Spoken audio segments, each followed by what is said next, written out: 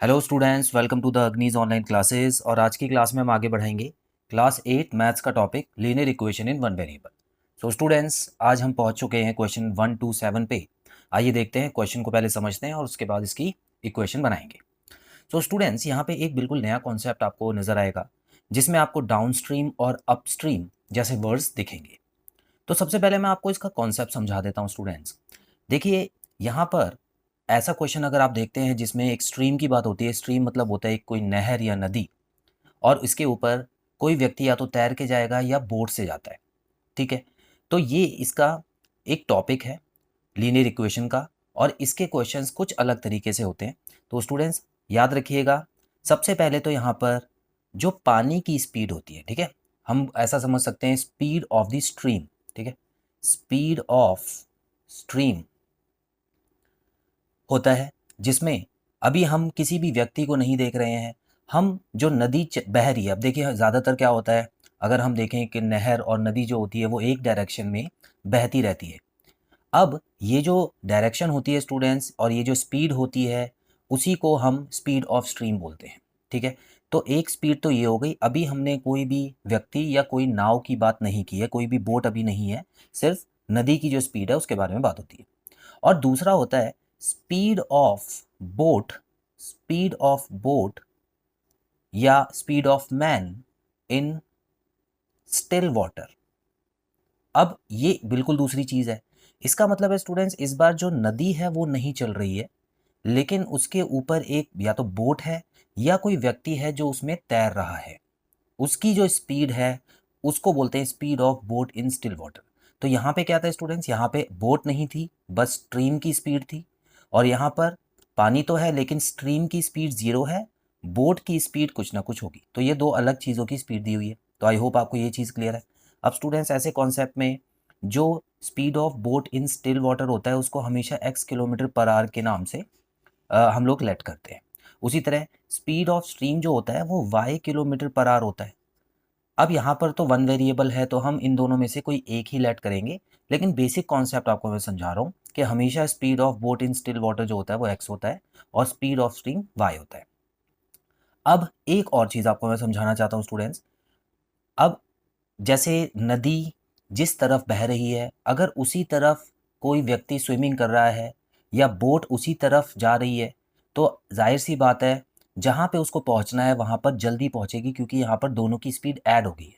ठीक है, अगर मान लेते हैं इन दोनों को मिलाया जाएगा, इन दोनों को एक दूसरे के ऊपर रखा जाएगा, मतलब बोट जो होगी वो स्ट्रीम में आ गई है, ये भी चल रही है, बोट भी चल रही है, दोनों की स्पीड आपको दे रखी है। तो दो तरीके से बोट नदी को पार कर सकती है, या तो उसके साथ में बह के या उसके खिलाफ में बह के। अब अगर साथ में बहती है तो स्टूडेंट्स उसको एक वर्ड दिया गया है डाउन स्ट्रीम, याद रखिएगा डाउन। ठीक है, हालांकि डाउन का मतलब नीचे होता है, लेकिन यहाँ पर डाउन स्ट्रीम का मतलब है कि लहरों के साथ जब कोई बोट तैरती है उसी की डायरेक्शन में। ठीक है, और ये भी एक स्पीड होती है, याद रखिएगा डाउन स्ट्रीम स्पीड। तो इसमें क्या होता है, दोनों की स्पीड को ऐड कर दिया जाता है स्टूडेंट्स। ठीक है, एक्स और वाई को यहाँ पे ऐड कर दिया जाता है, तो वो डाउनस्ट्रीम स्पीड होती है। उसी तरह अगर दूसरी तरफ बोट आती है, मतलब लहरों के खिलाफ बोट चल रही है, तो जाहिर सी बात है उसकी स्पीड अपने आप ही कम हो जाएगी, उसको टाइम लगेगा पार करने में। तो इसीलिए अपस्ट्रीम स्पीड जो होती है, अपस्ट्रीम मतलब है लहरों के खिलाफ, तो इसमें दोनों की स्पीड को माइनस किया जाता है। और इसके पीछे यूनिट क्या लगेगा, kilometre per our, kilometre per our. तो बस ये चार चीज़ों के बीच में आपको फ़र्क जानना है। ठीक है, तो आई होप आपको ये समझ आ गया होगा स्टूडेंट्स। आगे बढ़ते हैं, और एक बेसिक सा फॉर्मूला और है स्टूडेंट्स जो कि हम इसमें यूज़ करने वाले हैं। Distance is equal to speed multiply by time, ये आपने पहले से पढ़ा हुआ है। तो जब हम स्पीड और टाइम को अलग अलग लिख लेंगे, उसके बाद इसी फॉर्मूले में लगा के आंसर निकालेंगे। ठीक है, अब चलिए क्वेश्चन पढ़ते हैं और इसका मतलब समझाता हूँ आपको। A streamer goes down stream from one point two another in 9 hours. तो एक स्ट्रीमर है, स्ट्रीमर बेसिकली एक बोट की तरह ही होता है। तो वो स्ट्रीमर जो है वो डाउन स्ट्रीम जाता है। ठीक है, डाउन स्ट्रीम मतलब जो उसकी स्पीड है और जो बोट की स्पीड है वो एक ही डायरेक्शन में जा रही है। अब यहाँ पर आपको डाउन स्ट्रीम टाइम दे रखा है। ठीक है, डाउन स्ट्रीम टाइम। ठीक है, इसको मैं क्या लिख देता हूँ, डाउन टाइम। ठीक है, आगे बढ़ते हैं। It covers the same distance upstream in 10 hours. अब अगर वही डिस्टेंस उसको लहरों के खिलाफ जाना पड़े सेम डिस्टेंस, तो उसको ज़्यादा टाइम लग रहा है। ठीक है, तो यहाँ पर अपस्ट्रीम टाइम भी दे रखा है आपको, तो यहाँ पे मैं लिख देता हूँ अप टाइम।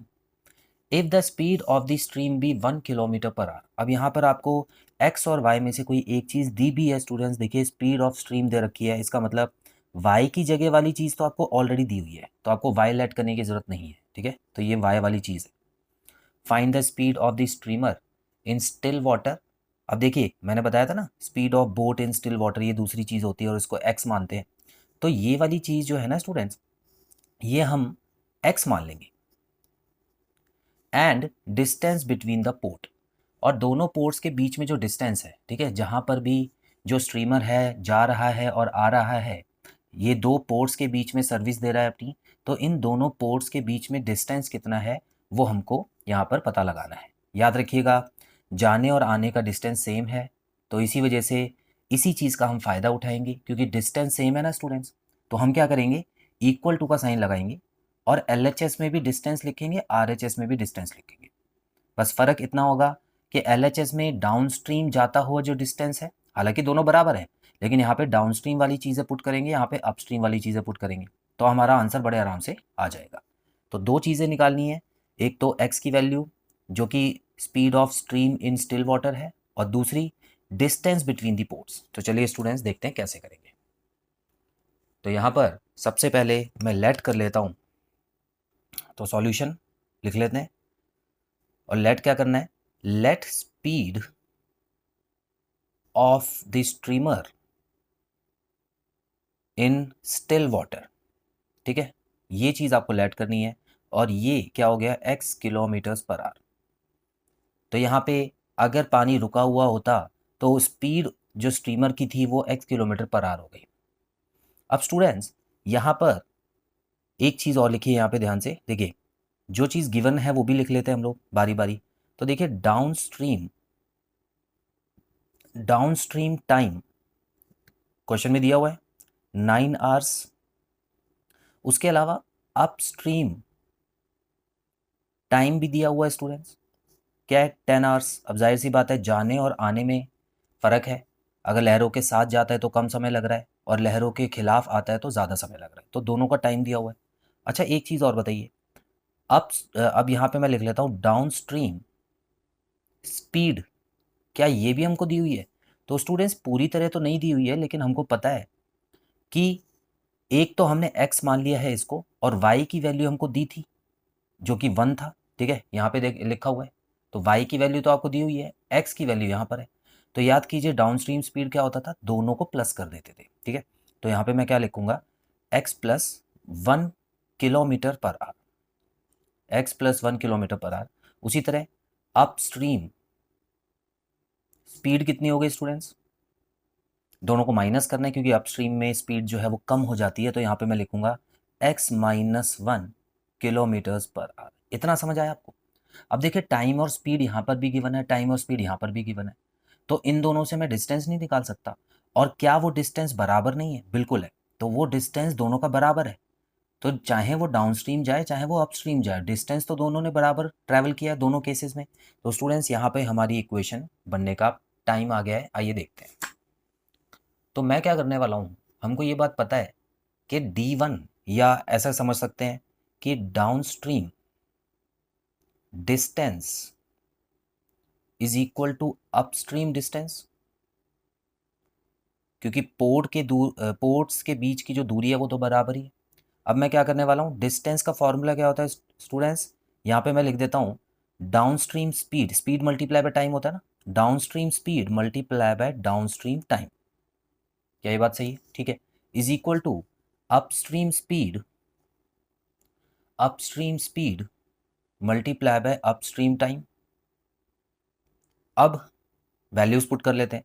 तो स्टूडेंट्स डाउनस्ट्रीम स्पीड कितनी थी, अभी मैंने आपको बताया था x+1, तो यहाँ पे मैं x+1 लिख देता हूँ, और मल्टीप्लाई बाय इसी का टाइम कितना था, 9 था, इसको मैं बराबर कर देता हूँ। अपस्ट्रीम स्पीड कितनी थी स्टूडेंट्स, x-1, और इसी को मैं मल्टीप्लाई कर देता हूँ इसके टाइम से, तो जो कि 10 आवर्स था। अब इसको सॉल्व कर दीजिए, आपका आंसर आ जाएगा। तो स्टूडेंट्स यहाँ पे आप देखिए 9 जो है वो दोनों से मल्टीप्लाई हो जाएगा, इज इक्वल टू 10x - 10। अब 9 को मैं वहाँ भेज देता हूँ और 10 को यहाँ ले आता हूँ, तो स्टूडेंट्स 9 + 10 हो गया और इज इक्वल टू 10x - 9 हो गया। तो इसकी वैल्यू क्या आ गई स्टूडेंट्स, इसका नेक्स्ट स्टेप क्या हो गया, 19 इज इक्वल टू, सॉरी यहाँ पे भी x लगाइएगा, तो x की वैल्यू क्या आ गई 19, और x मैंने क्या माना हुआ था, speed of the streamer in still water. तो अगर पानी नहीं चल रहा होता तो वो 19 km/h की स्पीड से आगे बढ़ता। अब कुछ नहीं करना, एक चीज़ तो हमने निकाल दी है। अब दूसरी चीज़ क्या थी students, distance between the ports. अब आप इस x की वैल्यू चाहे तो यहाँ पुट कर लीजिए, चाहे यहाँ पुट कर लीजिए, आपका आंसर सेम ही आना है किसी भी जगह, क्योंकि ये डिस्टेंस ही तो है। तो यहाँ पे मैं लिखूंगा now distance covered is equal to, यहाँ पे देखिए x + 1 × 9, मैं ये वाली वैल्यू ले लेता हूँ, इसमें मैं x की वैल्यू लिख देता हूँ। तो स्टूडेंट्स यहाँ पे हो गया 19 + 1 जो कि होता है 20 × 9। तो 20 को 9 से मल्टीप्लाई करेंगे तो स्टूडेंट्स कितना आएगा, 180 किलोमीटर्स। ठीक है, 180 किलोमीटर्स, और ये जो वैल्यू थी ये स्पीड थी, तो इसीलिए यहाँ पे आप km/h लिखिएगा। तो स्टूडेंट्स इस तरीके से आपको स्ट्रीम से रिलेटेड क्वेश्चंस, इस चैप्टर का नाम भी होता है बोर्ड्स एंड स्ट्रीम्स, तो इससे रिलेटेड क्वेश्चंस आपको हमेशा ऐसे ही सॉल्व करने हैं। तो स्टूडेंट्स आई होप आज की क्लास में कराया गया क्वेश्चन आपको अच्छे से क्लियर हुआ। बहुत जल्द मिलते हैं अगली क्लास में नए क्वेश्चन के साथ। Till then bye bye.